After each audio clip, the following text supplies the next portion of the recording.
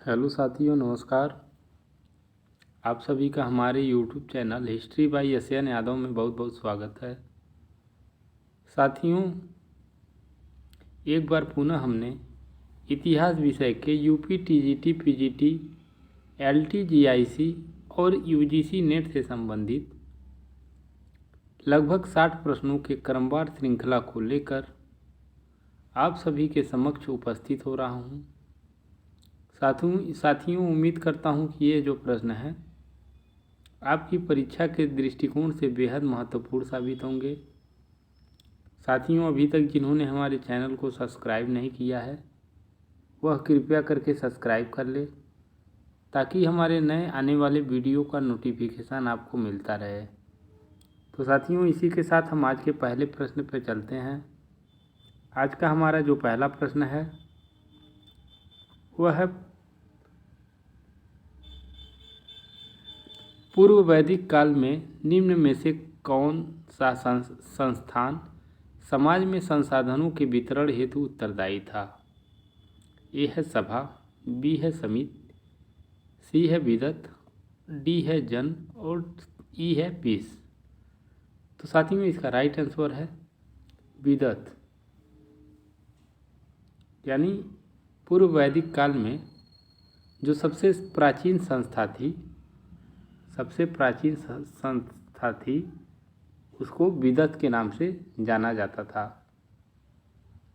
साथियों, इस संस्थान में समाज के संसाधनों के वितरण का उल्लेख हमें मिलता है। साथियों, विदत को ही जनसभा भी कहा जाता है। जनसभा, इसी को जनसभा भी कहा जाता था।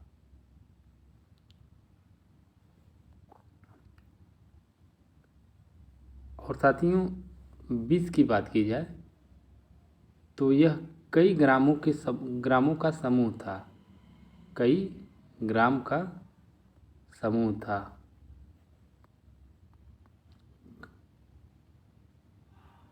कई ग्राम का समूह था। और सभा की अगर बात की जाए तो सभा जो था वह श्रेष्ठ एवं संभ्रांत लोगों की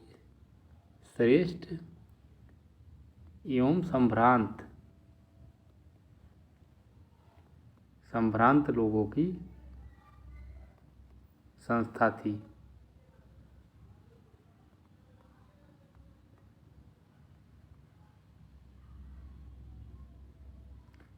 इसके अलावा समिति जो थी, समिति को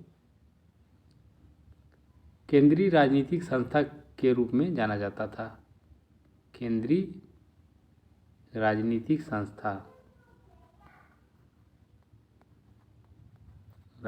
संस्था के रूप में जाना जाता था।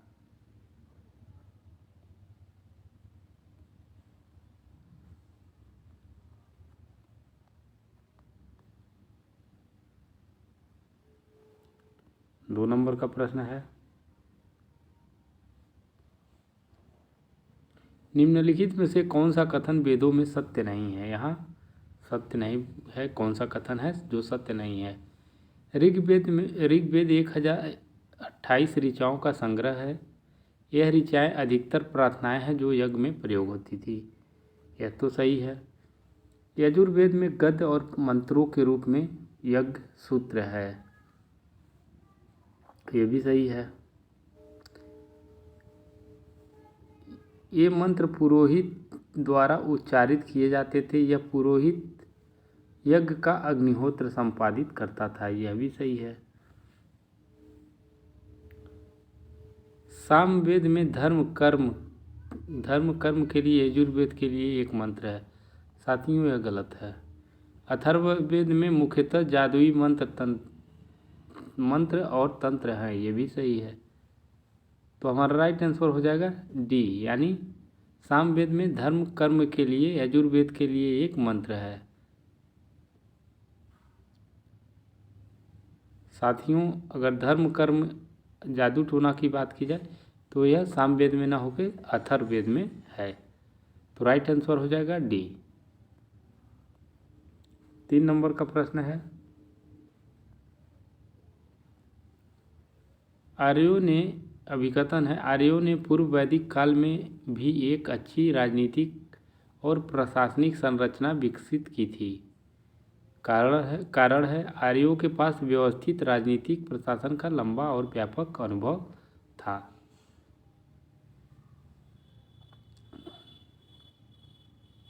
तो साथियों, अगर बात किया जाए इसका, तो आर्यों ने पूर्व वैदिक काल में भी एक अच्छी राजनीतिक और प्रशासनिक संरचना विकसित की थी। यह तो सही है। आर्यों के पास व्यवस्थित राजनीतिक प्रशासन का लंबा और व्यापक अनुभव था। साथियों, यह गलत है। तो राइट आंसर हो जाएगा सी। एक मिनट,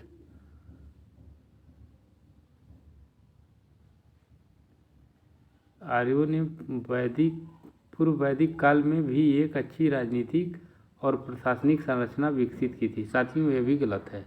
ये भी स्टेटमेंट जो है वह गलत है, क्योंकि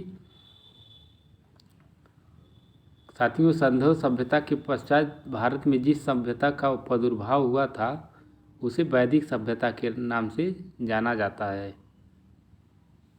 और आर्य सभ्यता जो था वह ज्ञान एवं वेदों से होता था। आर्यों का विस्तार जो था वह अफगानिस्तान से लेकर पंजाब तथा पश्चिम उत्तर प्रदेश तक था।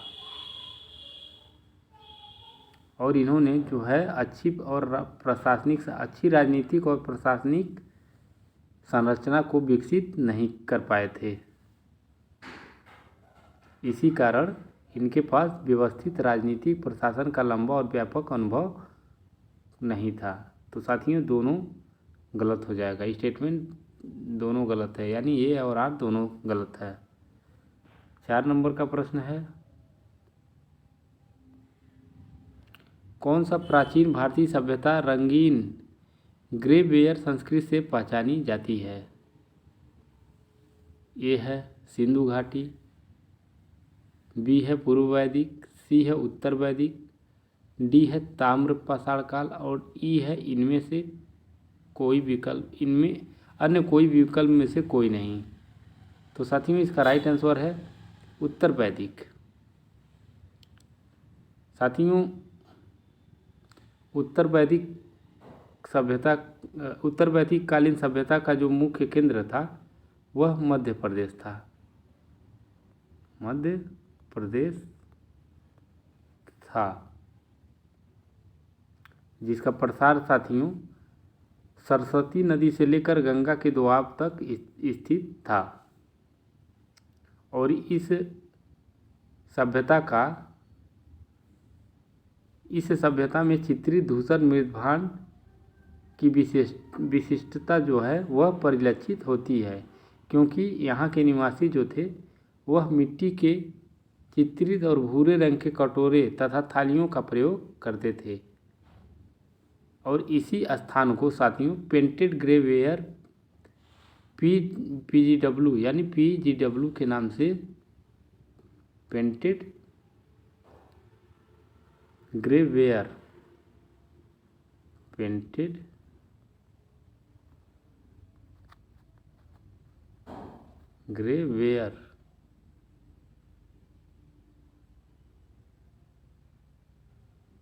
वेयर के नाम से जाना जाता था। साथियों, इस संस्कृत को ग्रेवेयर संस्कृत के नाम से वेयर संस्कृत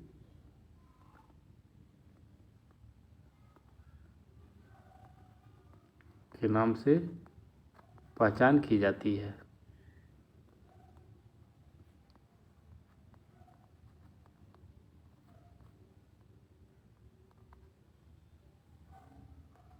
पाँच नंबर का प्रश्न है, निम्नलिखित में से कौन सा मनुस्मृति में मिश्रित जातियों को दिए जाने वाले विभिन्न दर्जों के संबंध में सही नहीं है? ए है बड़ व्यवस्था में एक दर्जा कम की पत्नी से जन्म बच्चों को द्विजों के भाग के रूप में स्वीकृति मिलती है। साथियों, ये तो सही है। बड़ व्यवस्था में एक दर्जा कम की पत्नी से जन्मे बच्चों को द्विजों के भाग के रूप में स्वीकृति मिलती थी। बड़ दर्जे के हिसाब से 2 या 3 डिग्री नीचे की महिला से जन्मे बच्चों से शूद्रों में एक नया समूह निर्मित होता था। यह भी सही है। यदि महिला का संबंध दर्जा पुरुष के दर्जे से ऊंचा होता था तो ऐसे विवाह की संस्ततियों को माता पिता के दर्जे के नीचे रखा जाता था। ये भी सही है। अनुलोम विवाह को प्रतिलोम विवाह की अपेक्षा कहीं अधिक पवित्र कानून का उल्लंघन करने वाला माना जाता। साथियों, उल्लंघन नहीं माना जाता था, उसको सही माना जाता। तो राइट आंसर हो जाएगा डी, यानी यही हमारा सही नहीं है। तो राइट आंसर हो जाएगा डी। 6 नंबर का प्रश्न है, धर्मशास्त्र रचनाओं के संबंध में निम्नलिखित में से कौन सा वक्तव्य सही नहीं है। यह है, इनमें 4 बड़ों और सामाजिक जीवन के मानदंडों का संदर्भ है। ये तो सही है। इनमें विभिन्न जातियों का संदर्भ नहीं है। ये भी सही है। इनमें देश धर्म और कुल धर्म का संदर्भ है। साथियों, यह गलत है, क्योंकि इसमें देश धर्म और कुल धर्म का संदर्भ नहीं दिया गया है। इनमें जोर दिया जाता है कि प्रत्येक व्यक्ति अपने बड़ के धर्म का पालन करे। यह भी सही है। तो राइट आंसर हो जाएगा सी। 7 नंबर का प्रश्न है, सूची 1 ग्रंथ को सूची 2 विषय वस्तु से के साथ सुमेलित कीजिए। साथियों, अगर भुवन कोश की बात की जाए तो भुवन कोश का संबंध जो होगा वह भूगोल से होगा, यानी 4 नंबर। बृहज्जातक की बात की जाए तो बृहज्जातक का संबंध जो है वह ज्योतिष से होगा, यानी 2 नंबर। दशरूपक की बात की जाए तो दशरूपक का जो संबंध है वह नाट्य कला से है, यानी 3 नंबर।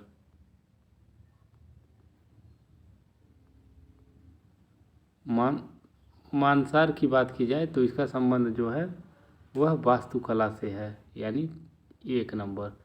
तो हमारा क्रम हो जाएगा 4 2 3 1। 4 2 3 1 के क्रम में हमारा सी ऑप्शन सही है। 4 2 1 3 1 मिनट 4 2 3 1 सॉरी 4 2 3 1 के क्रम में हमारा बी ऑप्शन सही हो रहा है। तो राइट आंसर हो जाएगा बी।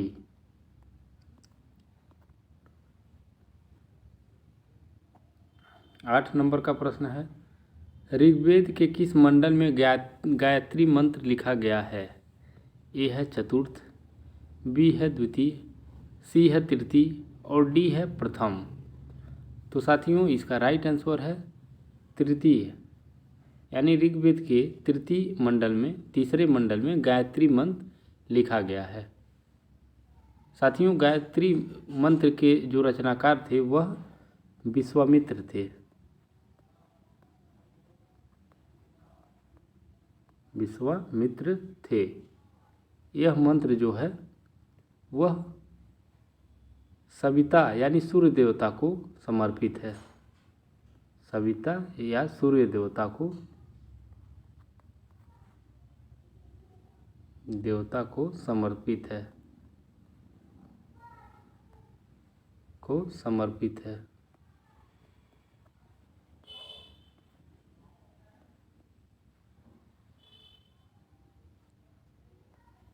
9 नंबर का प्रश्न है, नारायण के साथ विष्णु के तादात्म्य का प्राचीनतम उल्लेख प्राप्त होता है। ए है तैत्तिरीय आरण्यक, बी है महाभारत, सी है पतंजलि के महाभाष्य से और डी है बौधायन धर्मसूत्र से। तो साथियों, इसका राइट आंसर है महाभारत से। साथियों, नारायण के साथ विष्णु के तादात्म्य की बात की जाए तो इसका प्राचीनतम उल्लेख जो है वह महाभारत के शांति पर्व में मिलता है। शांति पर्व में मिलता है।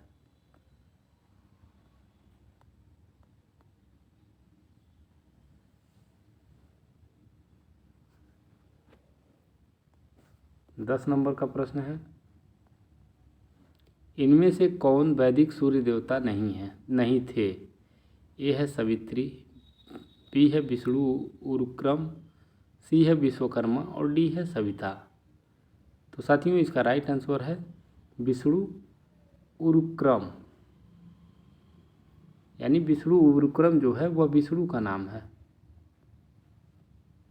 इसके अलावा सावित्री, विश्वकर्मा और सविता जो है वह सूर्य देवता के नाम है। तो राइट आंसर हो जाएगा बी। 11 नंबर का प्रश्न है, ऋग्वेद के प्राचीनतम भाष्यकार निम्नलिखित में से कौन है?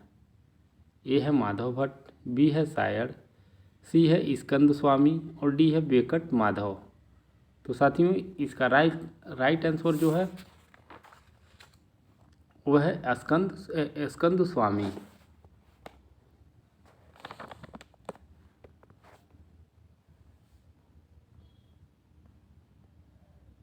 यानी ऋग्वेद के प्रथम या प्राचीनतम भाष्यकार जो थे वह स्कंद स्वामी थे।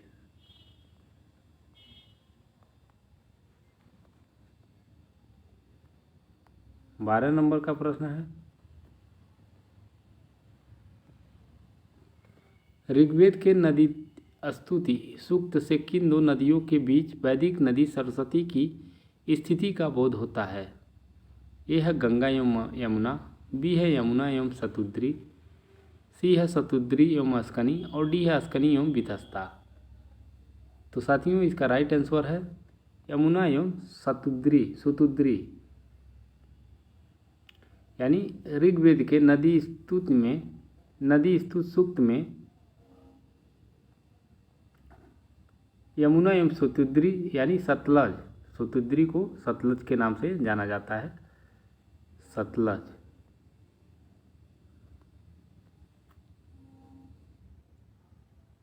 नदियों के बीच वैदिक नदी सरस्वती की साम्यता स्थापित की जाती है। यानी सरस्वती का जो आधुनिक नाम है वह घग्गर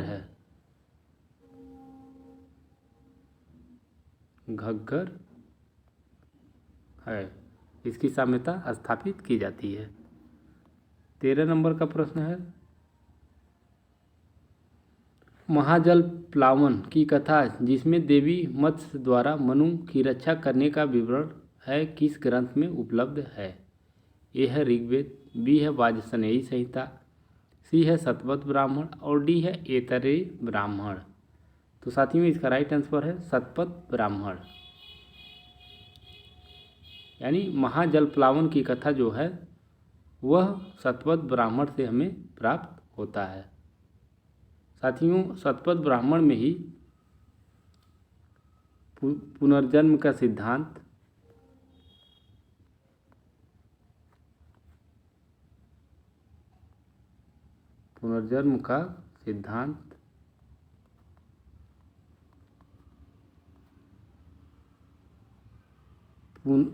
और इसके अलावा पुरुरवा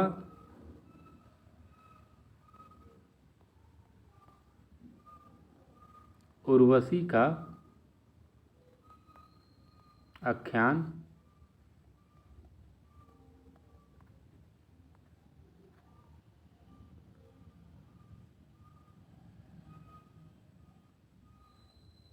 तथा राम कथा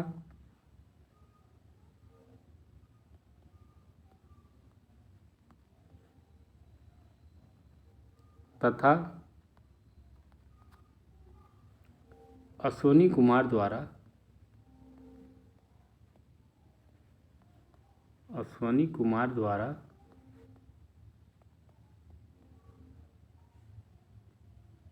च्यवन ऋषि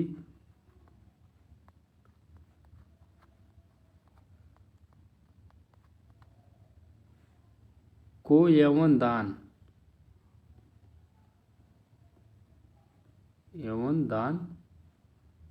का वर्णन मिलता है। मिलता है।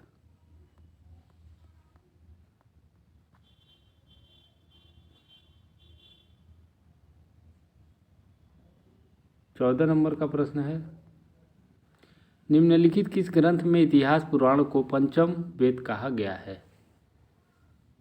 ए है ऐतरेय उपनिषद, बी है बृहदारण्यक उपनिषद, सी है छांदोग्य उपनिषद और डी है श्वेताश्वर उपनिषद। तो साथियों इसका राइट आंसर है छांदोग्य उपनिषद। यानी छांदोग्य उपनिषद को इतिहास पुराण का पंचम वेद कहा गया है। साथियों छांदोग्य उपनिषद में ही कृष्ण का देवकी पुत्र के रूप में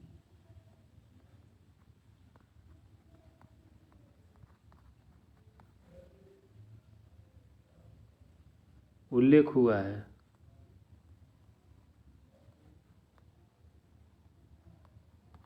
यानी कृष्ण का देवकी पुत्र के रूप में उल्लेख हुआ है।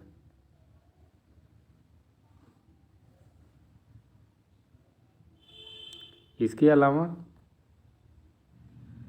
इसमें प्रथम तीन आश्रमों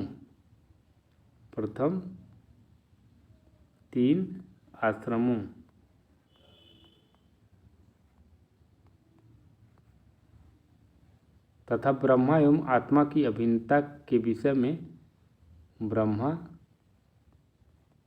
एवं आत्मा की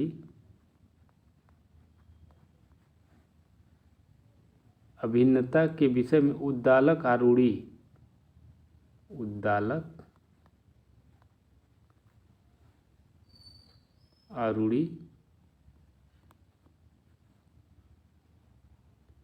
एवं उनके पुत्र श्वेतकेतु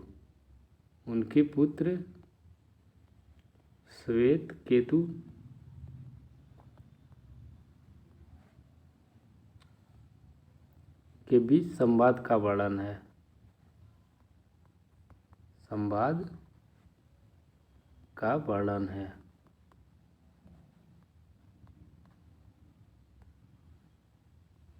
15 नंबर का प्रश्न है, याज्ञवल्क्य एवं मैत्रेयी को दार्शनिक संवाद किस उपनिषद में वर्णित है? याज्ञवल्क्य एवं मैत्रेयी का दार्शनिक संवाद यहाँ का हो जाएगा का दार्शनिक संवाद किस उपनिषद में वर्णित है? ए है बृहदारण्यक, बी है श्वेताश्वर, सी है छांदोग्य और डी है कौशितकी। तो साथियों इसका राइट आंसर है बृहदारण्यक। यानी याज्ञवल्क्य एवं मैत्रेयी का दार्शनिक संवाद जो है वह बृहदारण्यक उपनिषद में वर्णित है। साथियों बृहदारण्यक उपनिषद जो है वह यजुर्वेद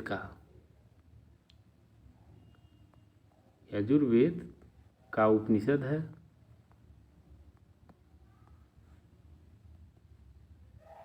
साथियों यजुर्वेद के जो उपनिषद हैं वो हैं बृहदारण्यक, कठोपनिषद, ईशोपनिषद, श्वेताश्वर उपनिषद। साथियों बृहदारण्यक उपनिषद में ही याज्ञवल्क्य एवं मैत्रेयी का दार्शनिक संवाद है।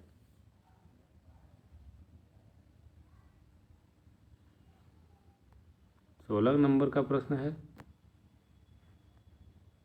किस ग्रंथ में अवतारवाद की चर्चा है? ए है ऐतरेय ब्राह्मण में, बी है कौशितकी उपनिषद में, सी है मनुस्मृति में और डी है भगवत गीता में। तो साथियों इसका राइट आंसर है भगवत गीता में। यानी भगवत गीता के शांति पर्व में जो है वह अवतारवाद की चर्चा की गई है। साथियों भगवत गीता के शांति पर्व में नारायण, नृसिंह एवं वामन देवता को दैवी अवतार के रूप में माना जाता है।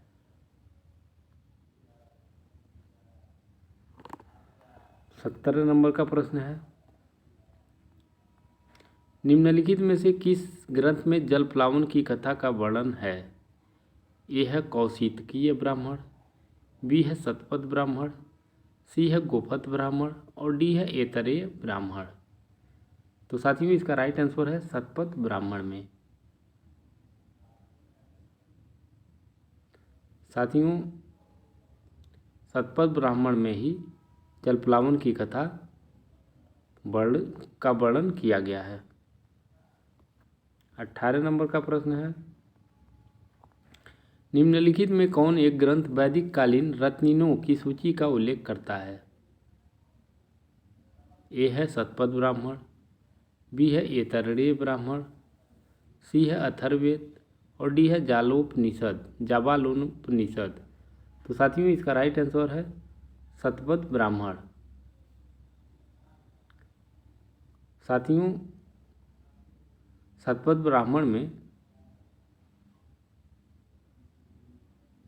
कुछ उच्च पदाधिकारियों का वर्णन किया गया है जिन्हें रत्नीन, जिन्हें क्या कहा जाता था? रत्नीन। इनका वर्णन किया गया है। साथियों शतपथ ब्राह्मण में 12 प्रकार के रत्नीन का वर्णन किया गया है। रत्नीन का वर्णन किया गया है। कितना प्रकार के? 12 प्रकार के। 19 नंबर का प्रश्न है, किस उपनिषद में चारों आश्रमों का सर्वप्रथम उल्लेख आया है? ये है मंडूक उपनिषद, बी है बृहदारण्यक उपनिषद, सी है जवालोपनिषद और डी है छंदोग्य उपनिषद। तो साथियों इसका राइट आंसर है जाबालोप उपनिषद में। यानी तीन आश्रमों का सर्वप्रथम उल्लेख जो है वह छंदोग्य में हुआ था, छंदोग्य उपनिषद में हुआ था।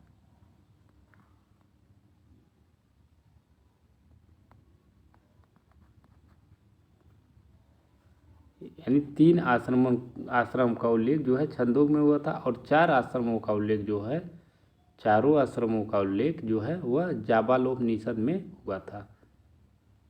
जाबालोपनिषद।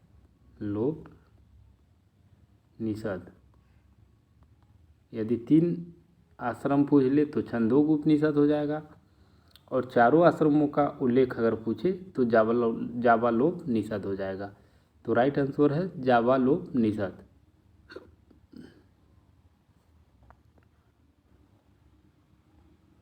बीस नंबर का प्रश्न है,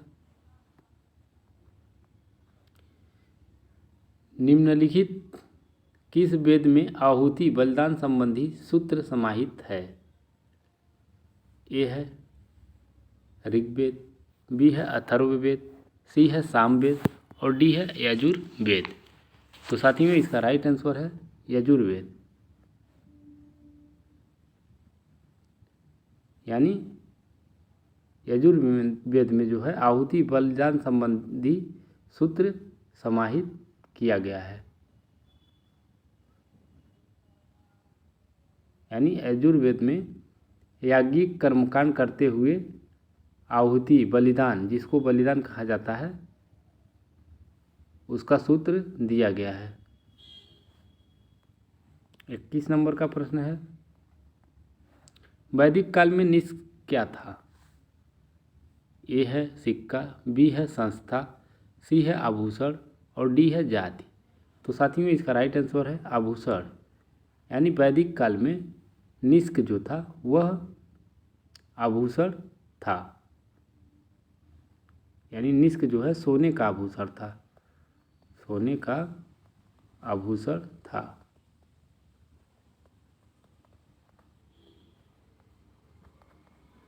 बाईस नंबर का प्रश्न है, वैदिक साहित्य में सभा और समिति को किस देवता की 2 पुत्रियां कहा गया है? ए है इंद्र, बी है अग्नि, सी है प्रजापति और डी है रुद्र। तो साथियों इसका राइट आंसर है प्रजापति। यानी वैदिक साहित्य अथर्ववेद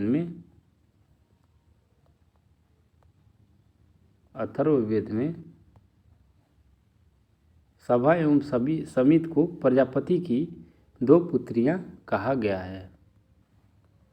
23 नंबर का प्रश्न है, निम्नलिखित में से किस उपनिषद में वर्णित कैकेय जनपद का एक राजा दार्शनिक था?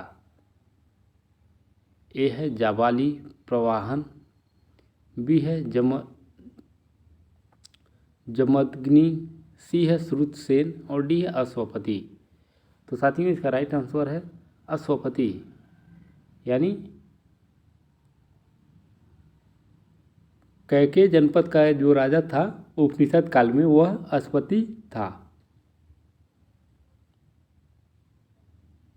यानी कैकेय के राजा जो था वह अश्वपति था। अश्वपति।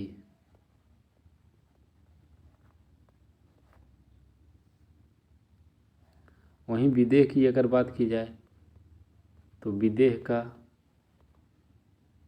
जनक था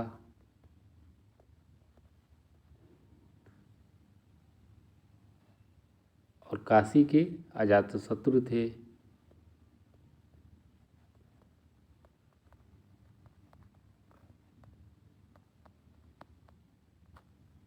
काशी के अजातशत्रु थे। 24 नंबर का प्रश्न है, निम्नलिखित में से कौन सा वेद अंशतः गद्य में लिखा गया है? ए है ऋग्वेद, बी है यजुर्वेद, सी है सामवेद और डी है अथर्ववेद। तो साथियों इसका राइट आंसर है यजुर्वेद, यानी यजुर्वेद जो है वह गद्य प्लस पद्य दोनों में लिखा गया है। साथियों यह अंशतः गद्य और अंशतः पद्य में है, यानी यजुर्वेद जो है वह अंशतः गद्य और अंशतः पद्य में लिखा गया है। 25 नंबर का प्रश्न है, एक पुनर्विवाहित स्त्री के लिए प्रयुक्त पुनर्भू शब्द सर्वप्रथम किस ग्रंथ में दिखता है? ए है ऋग्वेद, बी है अथर्ववेद, सी है बौधायन सूत्र और डी है वशिष्ठ धर्मसूत्र। तो साथियों इसका राइट आंसर है ऋग्वेद में। साथियों ऋग्वेद की बात की जाए तो ऋग्वेद जो है वह एक पुरुष प्रधान समाज था। ऋग्वेद में जो है वह एक पुरुष प्रधान समाज था, फिर भी समाज में स्त्रियों की दशा ठीक थी। साथियों ऋग्वेद में उल्लेख मिलता है कि यदि पति की आकस्मिक मृत्यु हो जाती है तो पत्नी पुनर्विवाह कर सकती थी और इससे जो संतान की प्राप्ति होती थी उसे पुनर्भव कहा जाता था, पुनर्भू कहा जाता था।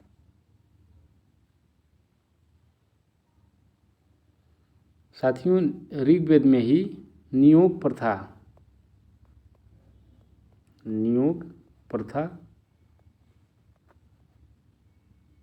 का प्रमाण मिलता है, यानी नियोग प्रथा यह था कि अगर किसी स्त्री का पति न हो तो अपने देवर से संसर्ग कर सकती थी। 26 नंबर का प्रश्न है, ऋग्वेद में निम्नलिखित में से किन जनों का उल्लेख मिलता है? ये है यदु, बी है पुरु, सी है चेदी और डी है मत्स्य। नीचे दिए गए कूट से सही उत्तर का चयन कीजिए। तो साथियों ऋग्वेद में जो है वह 5 जनों का उल्लेख मिलता है, पुरु, यदु,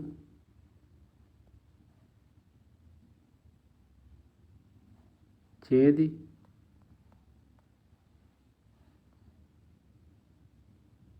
मत्स्य,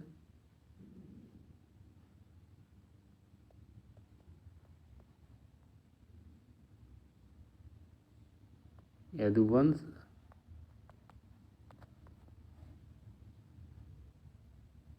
अथवा यदुवंशी क्षत्रिय, यदुवंशी क्षत्रिय।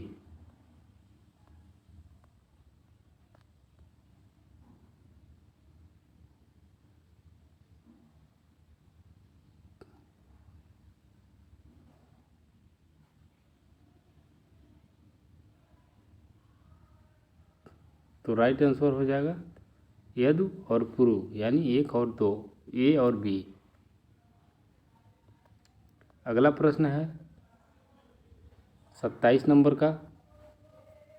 वैदिक युग में राजा के पश्चात महत्वपूर्ण अधिकारी था। ए है गोपीकर्तन, बी है पुरोहित, सी है रानी और डी है सेनानी। तो साथियों इसका राइट आंसर है पुरोहित, यानी वैदिक युग में राजा के पश्चात जो महत्वपूर्ण अधिकारी था उसे पुरोहित कहा जाता था। कौन था? पुरोहित। 28 नंबर का प्रश्न है, निम्नलिखित में से कौन सा युग सही सुमेलित नहीं है? इसमें देखना है कौन सा सुमेलित सही नहीं है। अजातशत्रु, मगध। साथियों अजातशत्रु जो था वह मगध का न होके काशी का था, तो यही गलत हो जाएगा। अशोपति कैकेय, ये भी सही है। जनक का विदेह, प्रवाहड़ जवाली का पंचाल, ये भी सही है। तो राइट आंसर हो जाएगा ए, यानी अजातशत्रु मगध, मगध का नहीं, यह काशी का था। 29 नंबर का प्रश्न है,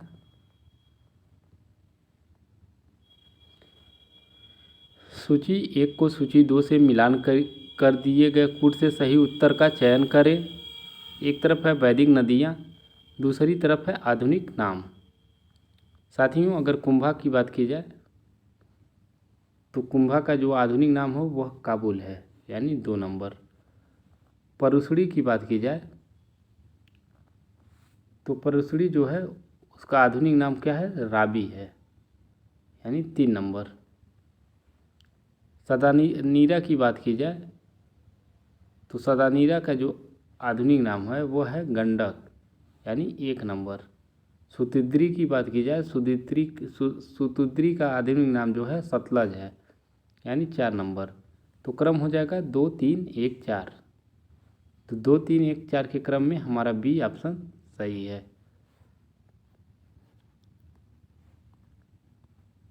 30 नंबर का प्रश्न है,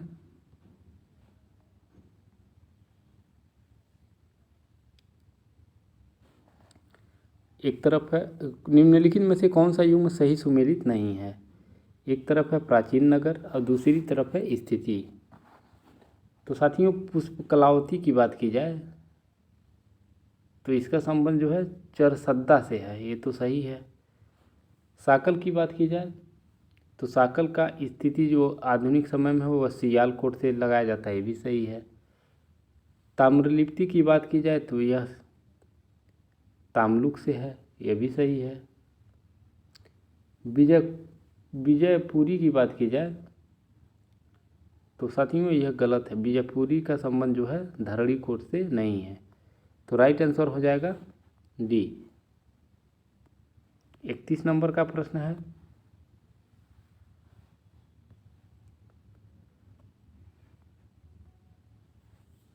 निम्न वक्तव्यों पर विचार कीजिए। ये कथन है, सिंधु तथा हिंदुकुश के मध्य पड़ने वाले भूभाग को सांस्कृतिक दृष्टि से लगभग पूरे हिंदू काल में भारत का हिस्सा कहा जा सकता है। सिंधु तथा हिंदुकुश के मध्य पड़ने वाले भूभाग को सांस्कृतिक दृष्टि से लगभग पूरे हिंदू काल में भारत का हिस्सा कहा जा सकता है, ये सही है। कारण है, ऋग्वेद में कुंभा, कुर्मु और गोमल नदियों के उल्लेख में कोई संदेह नहीं रहता कि इंडो आर्यनों का अफगानिस्तान से गहरा संबंध था, ये भी सही है।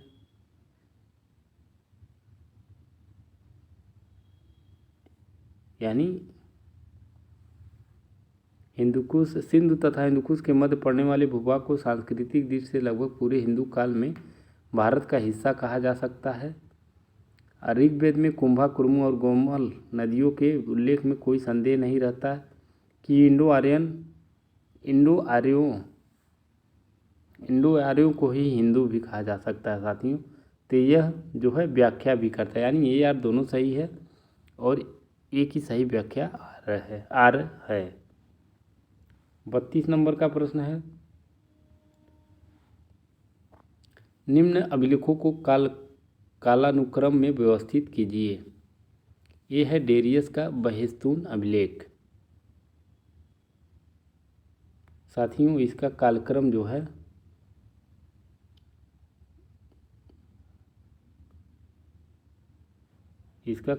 जो है वह 520 से लेकर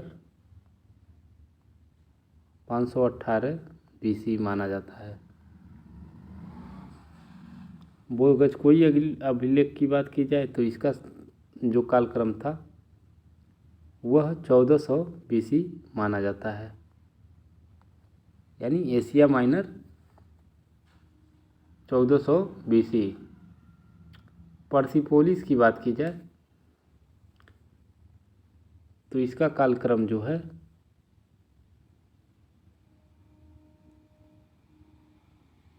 वह 518 से लेकर 515 BC तक माना जाता है। डेरियस का नक्शे रुस्तम अभिलेख की बात की जाए तो इसका जो था कालक्रम वह 515 BC था। तो हमारा क्रम हो जाएगा BADC, यानी BAD और C। BADC के क्रम में हमारा बी ऑप्शन सही है।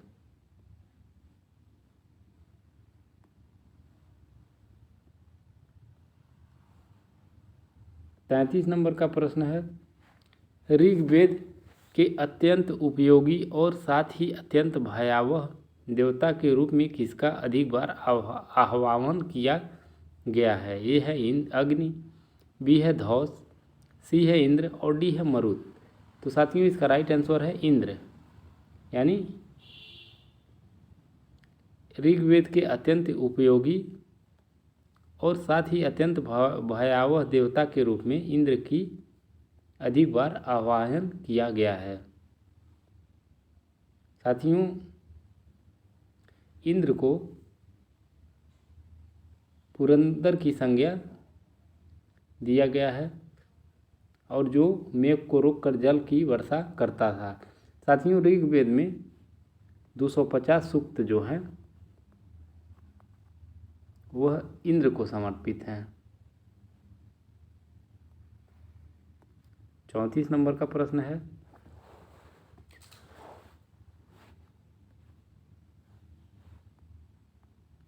किस ग्रंथ से यह स्पष्ट हो जाता है कि वैदिक सभा और समिति दो भिन्न भिन्न संस्थाएं थी? ए है ऐतरेय ब्राह्मण, बी है अथर्ववेद, सी है शतपथ ब्राह्मण और डी है यजुर्वेद। तो साथियों, इसका राइट आंसर है अथर्ववेद। यानी अथर्ववेद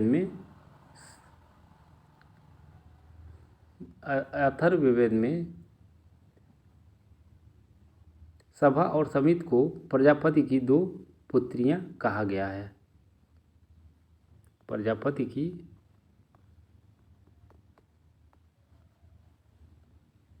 दो पुत्रियां कहा गया है।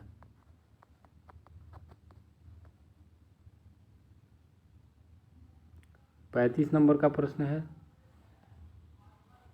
सूची 1 को सूची 2 से मिलान कीजिए। एक तरफ है सूची 1 और एक तरफ है सूची 1 में नरेश और दूसरी तरफ है राजे। तो साथियों, अगर अश्वपति की बात की जाए तो अश्वपति जो था वह कैकेय का राजा था, यानी 2 नंबर। परीक्षित की बात की जाए तो परीक्षित जो थे वह कुरु के राजा थे, यानी 3 नंबर। नीचछू की बात की जाए तो यह वत्सभूमि के शासक थे, यानी 4 नंबर। अब प्रदोप महासेन की बात की जाए तो यह अवंती के राजा, यानी चंद्रप्रदोप महासेन जो थे वह अवंती के राजा थे, 1 नंबर। यानी 2 3 4 1 2 3 4 1 के क्रम में हमारा ए ऑप्शन सही है। 36 नंबर का प्रश्न है, निम्नलिखित स्थलों में से कहाँ पर सबसे पहले चित्रित धूसर मृदभांड PGW का प्रमाण मिला था? ए है अहिछत्र में, बी है अतरंजी खेड़ा में, सी है हस्तिनापुर में और डी है श्रावस्ती में। तो साथियों इसका राइट आंसर है अहिछत्र में। साथियों अहिछत्र जो है वह यूपी के बरेली जिला में है। यूपी के बरेली जिला में, यूपी के बरेली जिला में स्थित है। साथियों 1940 से 44 के मध्य 1940 से 44 के मध्य यहाँ पहली बार उत्खनन किया गया था। साथियों यहीं से चित्रित धूसर पात्र परंपरा प्रकाश में आई थी और यह जो है वह लौहकालीन मृदभांड है। कौन सा मृदभांड? लौहकालीन। और इसकी खोज जो है वह बीबी लाल द्वारा किया गया था। खोज जो है बीबी लाल द्वारा किया गया था। 37 नंबर का प्रश्न है, निम्नलिखित प्राचीन भारतीय व्याकरणाचार्यों को कालानुक्रम में व्यवस्थित कीजिए।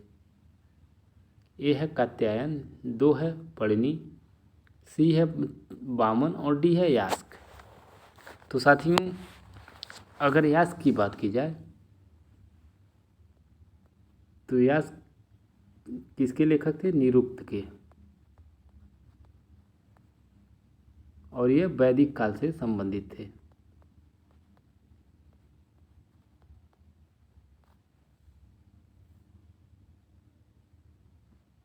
पढ़नी की बात की जाए तो पढ़नी जो है वह अष्टाध्यायी के लेखक थे।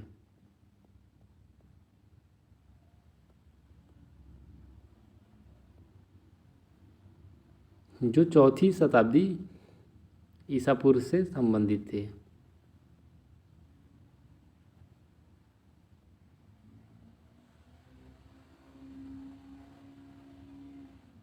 ईसा पूर्व यानी BC।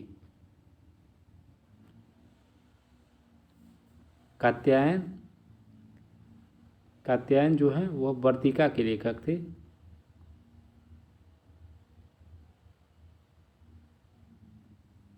जो तीसरी शताब्दी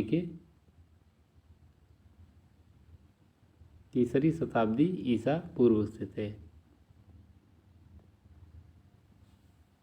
और पीवी वामन कांडे जो हैं पीवी वामन कांडे जो हैं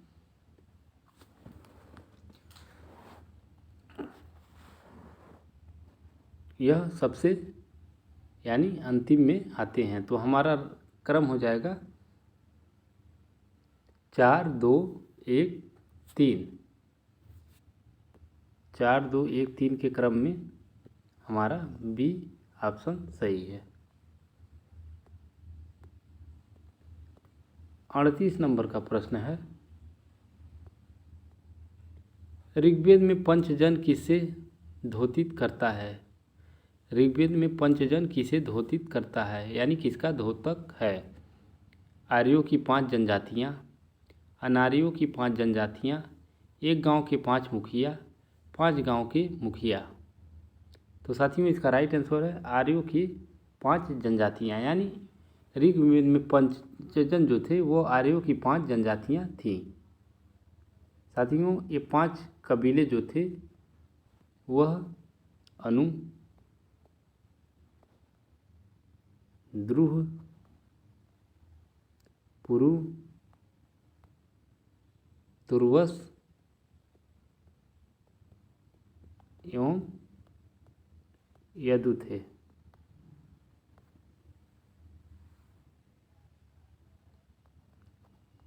साथियों इन कबीलों के अधिपति को जनपति या राजा कहा जाता था। 39 नंबर का प्रश्न है, कृषि को बढ़ावा देने के कितने कारणों का ऋग्वेद में उल्लेख है? ए है 4, बी है 5, सी है 6 और डी है 7। तो साथियों इसका राइट आंसर है 4, यानी कृषि को बढ़ावा देने के लिए 4 कारणों का ऋग्वेद में उल्लेख मिलता है। साथियों वो 4 कार्य थे: कृषि, कृष, उर्दर, धान्य एवं बिष्टि।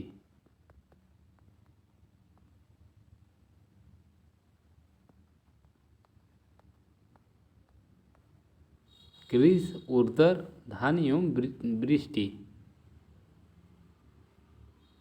साथियों ऋग्वेद में कुल 24 श्लोक,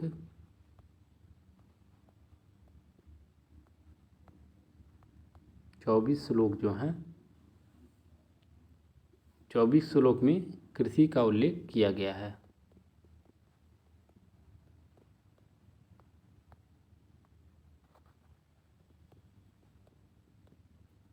किया गया है।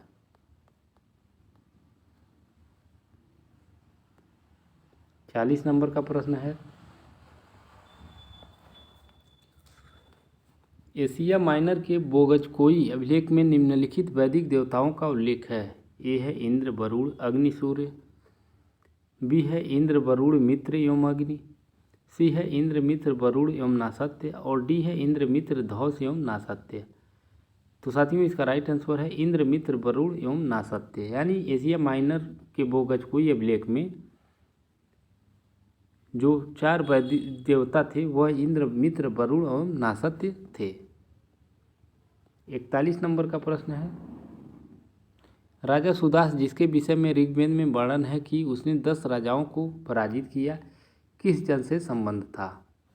ए है अनु, बी है द्रुह, सी है त्रिशु और डी है यदु। तो साथियों इसका राइट आंसर है त्रिशु। यानी राजा सुदास जिसके विषय में ऋग्वेद में वर्णन है कि वह 10 राजाओं को पराजित किया था, वह त्रिशु वंश से संबंधित थे। किस वंश से संबंधित थे? त्रिशु वंश से संबंधित थे। 42 नंबर का प्रश्न है, 10 राजाओं का युद्ध निम्नलिखित किस नदी के तट पर लड़ा गया? ए है सरस्वती, बी है सिंधु, सी है परुशड़ी और डी है ब्यास। तो साथियों इसका राइट आंसर है परुशड़ी या रावी नदी के तट पर। यानी 10 राज्य युद्ध या 10 राजाओं का युद्ध जो था वह परुशड़ी रावी नदी के तट पर लड़ा गया था। 43 नंबर का प्रश्न है, विदेह माधव का अपने पुरोहित गौतम राहुगढ़ के साथ पूर्व दिशा की ओर जाने का कथानक निम्नलिखित किसमें उल्लिखित है? ए है गोपद ब्राह्मण, बी है बृहदारण्यक उपनिषद, सी है शतपथ ब्राह्मण और डी है ऐतरेय ब्राह्मण। तो साथियों इसका राइट आंसर है शतपथ ब्राह्मण में। यानी विदेह माधव का अपने पुरोहित गौतम राहुगढ़ के साथ पूर्व दिशा की ओर जाने का कथानक जो है वह शतपथ ब्राह्मण में उल्लिखित है। किसमें उल्लिखित है? शतपथ ब्राह्मण में।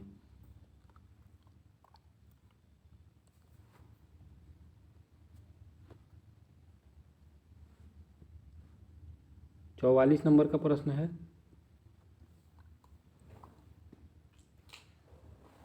सूची 1 को सूची 2 से सुमेलित कीजिए और निम्न कूट की से सही उत्तर का चयन कीजिए। एक तरफ है सूची 1, दूसरी तरफ है सूची 2। साथियों ऋग्वेद की बात की जाए तो ऋग्वेद का शाखा जो है वह साकल शाखा से संबंधित है, यानी 4 नंबर। यजुर्वेद की बात की जाए तो यजुर्वेद जो है वह कण्व शाखा से संबंधित है, यानी 1 नंबर। सामवेद की बात की जाए तो यह राणायनीय शाखा से संबंधित है, यानी 2 नंबर। अथर्ववेद की बात की जाए तो यह पिप्पलाद शाखा से संबंधित है, यानी 3 नंबर। तो क्रम हो जाएगा 4 1 2 3, 4 1 2 3 के क्रम में हमारा सी ऑप्शन सही है।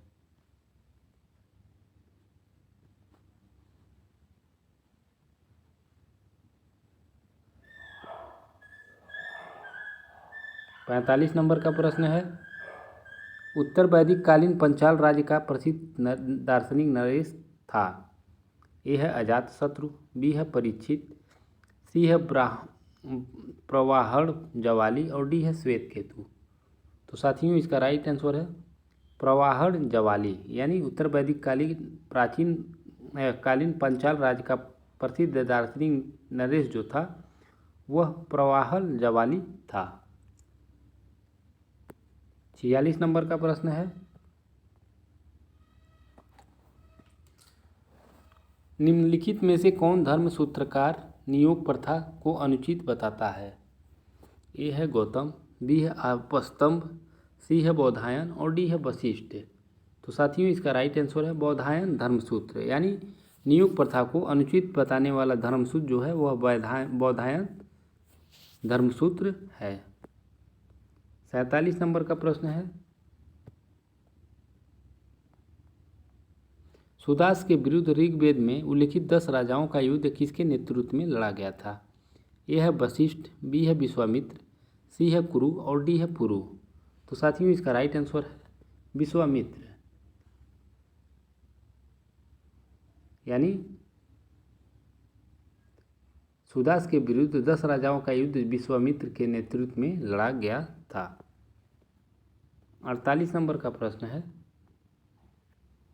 निम्नलिखित में से कौन सा कथन ऋग्वेदकालीन सभा और समिति के संदर्भ में सही है? ए है सभा समान वर्ग का प्रतिनिधित्व करती थी जबकि समिति जो है वह विशेष वर्ग का प्रतिनिधित्व करती थी। ये तो गलत है, सभा विशिष्ट वर्ग का प्रतिनिधित्व करती थी जबकि समिति समान वर्ग का प्रतिनिधित्व, यह सही है। सभा और समिति में सदस्यों की संख्या समानुपात में थी, यह भी गलत है। समिति में सदस्यों की संख्या सभा के सदस्यों से ज़्यादा होती थी, यह भी सही गलत है। तो राइट आंसर हो जाएगा बी, यानी सभा विशिष्ट वर्ग का प्रतिनिधित्व करती थी जबकि समिति जो है वह समान वर्ग का प्रतिनिधित्व करती थी। 49 नंबर का प्रश्न है, निम्नलिखित पुरोहितों में कौन यज्ञ के संपादन का निरीक्षण करता था? ए है होता, बी है ब्रह्मा, सी है उद्गाता और डी है अधार्यु। तो साथियों इसका राइट आंसर है ब्रह्मा, यानी यज्ञ के संपादन का निरीक्षण जो है वह ब्रह्मा के द्वारा किया जाता था। 50 नंबर का प्रश्न है, सूची 1 को सूची 2 से सुमेलित कीजिए और दिए गए कूट से सही उत्तर का चयन कीजिए। एक तरफ है सूची 1 और दूसरी तरफ है सूची 2। तो साथियों अगर स्रोत सूत्र की बात की जाए तो स्रोत सूत्र में जो है वह बलि संबंधी नियम का प्रावधान किया गया है, यानी 2 नंबर। गृहा सूत्र जो है उसमें घरेलू अधिकार से संबंधित नियम का प्रतिपादन किया गया है। धर्म सूत्र में धर्म अथवा विधि का प्रयोग किया गया है। शूल्व सूत्र में यज्ञवेदी के मापन का प्रयोग किया गया है, यानी क्रम हो जाएगा 2 3 4 1। 2 3 4 1 के क्रम में हमारा ये ऑप्शन सही है। 51 नंबर का प्रश्न है, निम्नलिखित वक्तव्यों पर विचार कीजिए। कथन है गौतम बुद्ध ने अधिक संख्या में वर्षावास श्रावस्ती में बिताए जो कौशल का एक प्रमुख नगर था। साथियों ये तो सही है, गौतम में सर्वाधिक वर्षावास जो है श्रावस्ती में बिताए जो कौशल का एक प्रमुख नगर था। गौतम बुद्ध और कौशल के राजा प्रसेनजीत एक आयु के थे, ये भी सही थे, यानी गौतम बुद्ध और कौशल के राजा प्रसेनजीत जो है वह एक आयु के थे, यानी समान आयु के थे, ये भी सही है। तो साथियों इसका राइट आंसर हो जाएगा ए, यानी ए आर दोनों सही हैं और ए की सही व्याख्या आर है।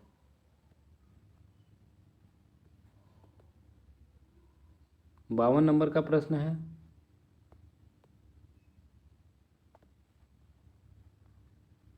वैशाली के शासक चेटक के विरुद्ध अजातशत्रु के युद्ध के क्रम में अजातशत्रु के मंत्री वत्सकार ने बुद्ध से निम्न में से कहाँ भेंट की थी? ए है राजगिरी, बी है सारनाथ, सी है श्रावस्ती और डी है वैशाली। तो साथियों इसका राइट आंसर है वैशाली में, यानी वैशाली के शासक चेटक के विरुद्ध अजातशत्रु के युद्ध के क्रम में अजातशत्रु के मंत्री जो हैं वत्सकार ने बुद्ध से वैशाली में भेंट की थी। और इस संबंध में साथियों ज्ञात होता है कि अजातशत्रु ने महात्मा बुद्ध से परामर्श किया था तथा उन्होंने ही उसे यानी महात्मा बुद्ध ने ही उसे बताया था कि वज्र संघ का विनाश भेद द्वारा ही संभव हो सकता है। और उसके बाद क्या था, उसने क्या किया, मंत्री वत्साकार को भेजकर वज्र संघ में फूट डलवा दी थी। 53 नंबर का प्रश्न है,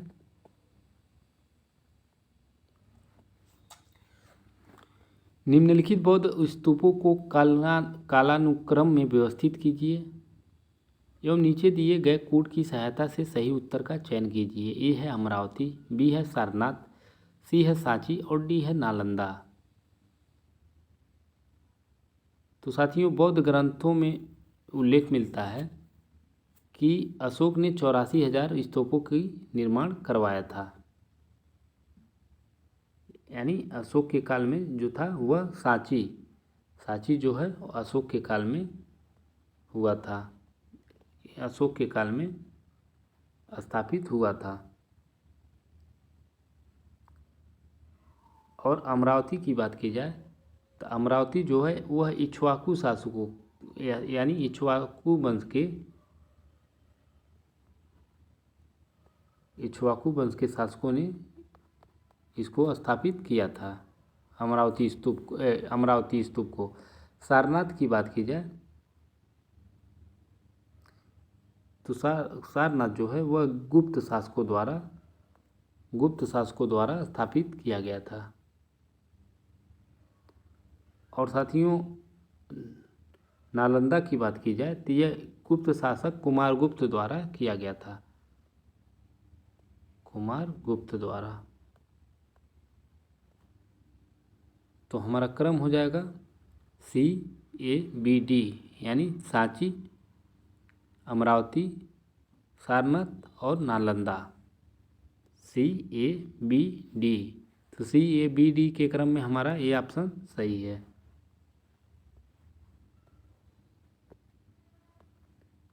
54 नंबर का प्रश्न है, ऋग्वेद में निम्न में से किन नदियों का उल्लेख अफगानिस्तान के साथ आर्यों के संबंध का संकेत करता है। ए है अस्किनी परुशड़ी, बी है सिंधु सतुद्री, सी है सुवास्तु गोमती और डी है बिपाशा बितस्ता। तो साथियों इसका राइट आंसर है सुवास्तु गोमती। यानी ऋग्वेद में अफगानिस्तान की 4 नदियों कुंभा, काबुल, क्रुम, गोमल, सुवास्तु का उल्लेख मिलता है। यानी इस तरह से ऋग्वेद में सप्तसंदेव प्रदेश का भी हमें उल्लेख प्राप्त होता है। तो साथियों अफगानिस्तान के साथ आर्यों के संबंध का जो संकेत करता है वह है सुवास्तु या गोमती नदी। 55 नंबर का प्रश्न है, उपनिषदों के समय वह विद्वान महिला कौन थी जो दार्शनिकों की सभा में उच्च ज्ञान पर संभाषण कर सकती थी। ए है अपाला, बी है घोषा, सी है गार्गी और डी है बिस्वारा। तो साथियों इसका राइट आंसर है गार्गी। यानी बृहदारण्यक उपनिषद में उल्लिखित है कि याज्ञवल्क्य और यानी बृहदारण्यक उपनिषद में याज्ञवल्क्य और गार्गी का संवाद हमें प्राप्त होता है। यानी किस में प्राप्त होता है, बृहदारण्यक उपनिषद में गार्गी और याज्ञवल्क्य का संवाद मिलता है। साथियों जहाँ एक और यह दर्शाता है कि समाज में कुछ नारियाँ उच्चतम शिक्षा प्राप्त कर सकती थी, वहीं यह इस बात का भी संकेत देता है कि शायद उसकी कुछ सीमा भी थी, क्योंकि विवाद में एक बार याज्ञवल्क्य ने गार्गी से कहा था कि अधिक बहस मत करो अन्यथा तुम्हारा सर तोड़ दिया जाएगा। क्या कर दिया जाएगा, तोड़ दिया जाएगा। यह स्टेटमेंट जो है वह बृहदारण्यक उपनिषद में हमें मिलती है।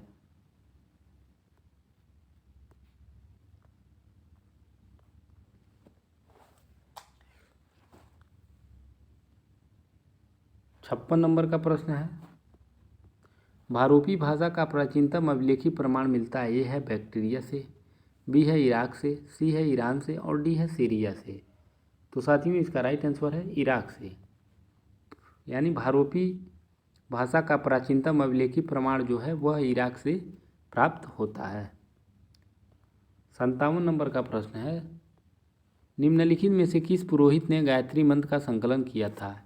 ए है वशिष्ठ, बी है विश्वामित्र, सी है अत्रि और डी है भारद्वाज। तो साथियों इसका राइट आंसर है विश्वामित्र ने गायत्री मंत्र का संकलन ऋग्वेद के तीसरे मंडल में किया था। तीसरे मंडल में। 58 नंबर का प्रश्न है, निम्नलिखित में से कौन सा वेदांग पद रचना से जुड़ा है? ए है शिक्षा, बी है कल्प, सी है निरुक्त और डी है छंद। तो साथियों इसका राइट आंसर है छंद। यानी छंद जो है वह हमें पद रचना में मिला है।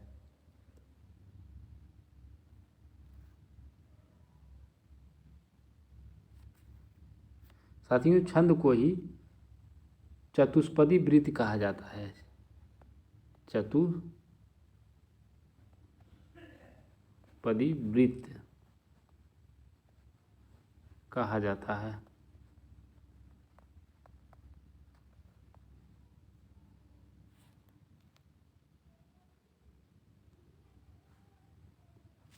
उनसठ नंबर का प्रश्न है,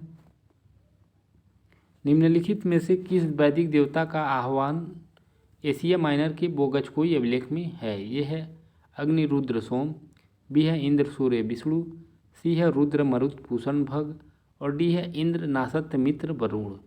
तो साथियों इसका राइट आंसर है इंद्र नासत्य मित्र और वरुण। यानी हमें बोगचकोई एशिया माइनर के बोगचकोई अभिलेख में इंद्र नासत्य मित्र और वरुण का जो है वह बोगचकोई अभिलेख में इसका प्रमाण मिलता है। इंद्र नासत्य मित्र और वरुण। 60 नंबर का प्रश्न है और आज का अंतिम प्रश्न है, भारत में कहाँ पर भोजपत्र भारत की बहुप्रचलित लेखन सामग्री का प्राचीनतम साक्ष्य पाया गया है? ए है कौशाम्बी, बी है हस्तिनापुर, डी है अतरंजी खेड़ा और डी है श्रृंगवेरपुर। तो साथियों इसका राइट आंसर है श्रृंगवेरपुर या सिंगरौर। इसी को सिंगरौर के नाम से भी जाना जाता था। साथियों यह जो है इलाहाबाद से 22 मील की दूरी पर स्थित है। यहीं से भारत की बहुप्रचलित लेखन सामग्री भोजपत्र का प्राचीनतम साक्ष्य हमें मिला है। साथियों इसी के साथ हमारा आज का प्रैक्टिस सेशन समाप्त हुआ और उम्मीद करता हूं कि यह जो प्रश्न है वह आपकी परीक्षा के दृष्टिकोण से बेहद महत्वपूर्ण साबित होंगे। तो साथियों अभी तक जिन्होंने हमारे चैनल को सब्सक्राइब नहीं किया कृपया करके सब्सक्राइब कर लें ताकि हमारे नए आने वाले वीडियो का नोटिफिकेशन आपको मिलता रहे। तो साथियों इसी के साथ हम अपनी वाणी को विराम देते हैं और कल पुनः कुछ नए प्रश्नों के साथ कुछ नए श्रृंखला के साथ आप सभी के समक्ष उपस्थित होंगे। तब तक के लिए जय हिंद, जय भारत, वंदे मातरम।